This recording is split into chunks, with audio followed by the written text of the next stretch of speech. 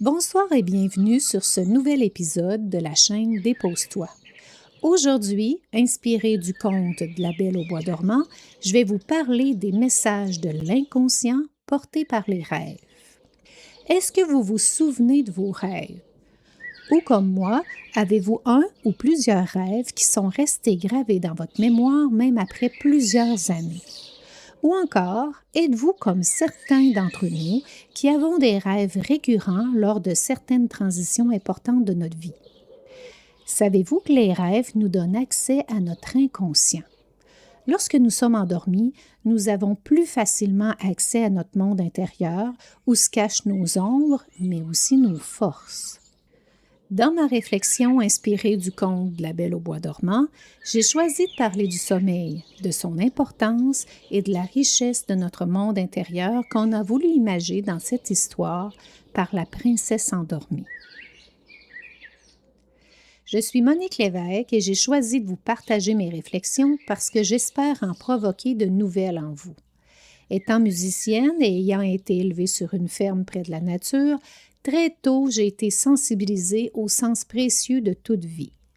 Plus tard, j'ai compris comme enseignante auprès des enfants que les histoires sont porteuses de symboles et de messages et qu'elles étaient un merveilleux moyen d'éclairer petits et grands afin qu'ils portent un nouveau regard sur leur environnement, leurs relations et eux-mêmes. Maintenant à la retraite, je tente, comme dans l'histoire du petit Pousset, de semer des cailloux blancs pour nous guider sur le chemin du retour à soi. Je vais donc commencer ma réflexion intitulée « La princesse endormie », inspirée du conte de La Belle au bois dormant.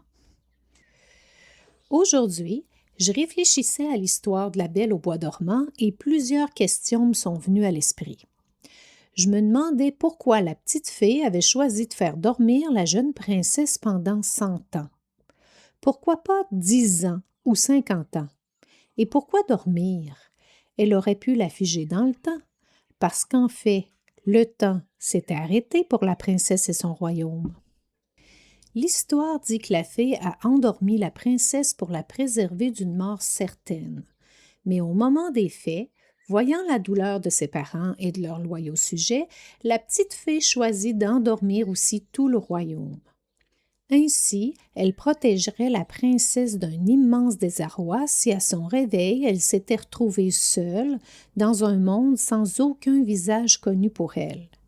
Bien sûr, elle serait encore une princesse possédant un château et tout un royaume, mais à quoi bon tous ces biens si on a perdu tous ceux qu'on aimait? Observons maintenant comment se manifeste le sort qu'on lui a infligé. Elle se pique, ou plutôt elle est piquée. Lorsque des personnes veulent nous déstabiliser, on dit qu'elles cherchent à nous piquer pour nous atteindre dans des parties de nous-mêmes où nous sommes le plus vulnérables. C'est ce qui est arrivé à la princesse. Elle a été blessée, pas avec des mots, nous sommes dans une histoire porteuse de messages cachés.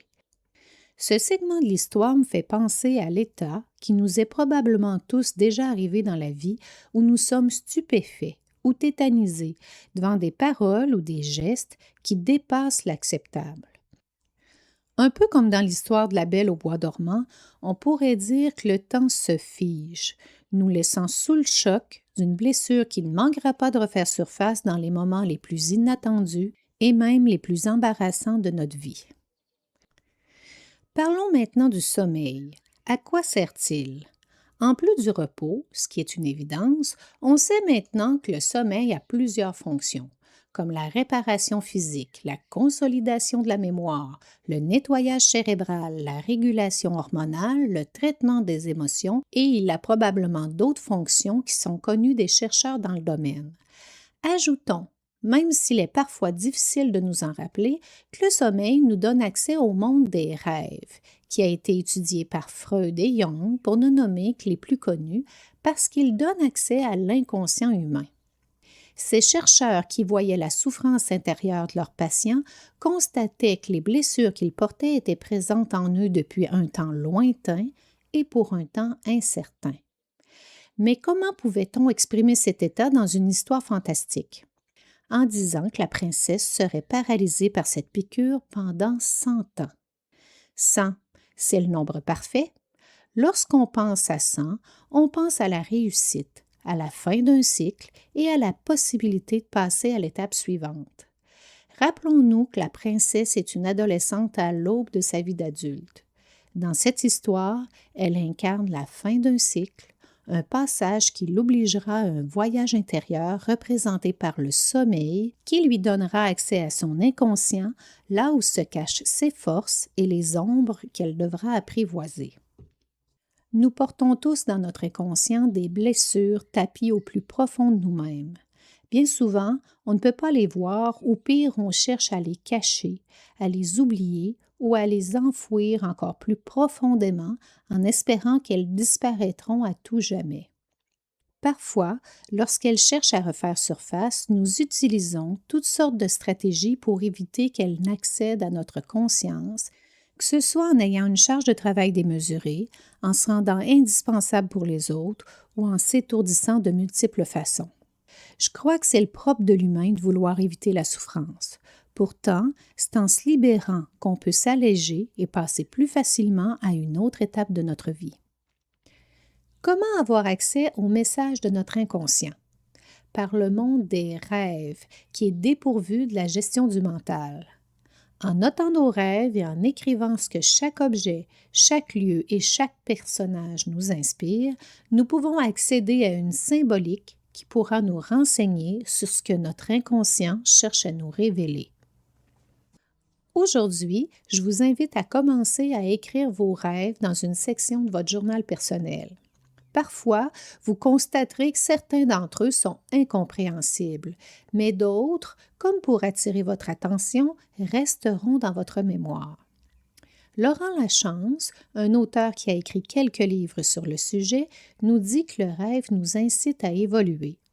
Alors écrivez-les en vous disant que tout ce qu'ils contiennent représente une partie de vous-même. Peut-être y découvrirez-vous de nouvelles facettes de votre personnalité. Et si vous ne vous souvenez habituellement pas de vos rêves, je vous offre cette phrase à répéter avant de vous endormir. Elle vous aidera à conditionner votre cerveau à vous en rappeler. Désormais, je me souviens de mes rêves car ils me révèlent des messages pour m'éclairer. Si cette réflexion fait écho en vous, je vous invite à vous abonner, à laisser un petit pouce levé ou un gentil commentaire et à partager ce balado pour qu'il puisse porter ses fruits. La semaine prochaine, la chaîne Dépose-toi vous parlera des objectifs de vie. À bientôt!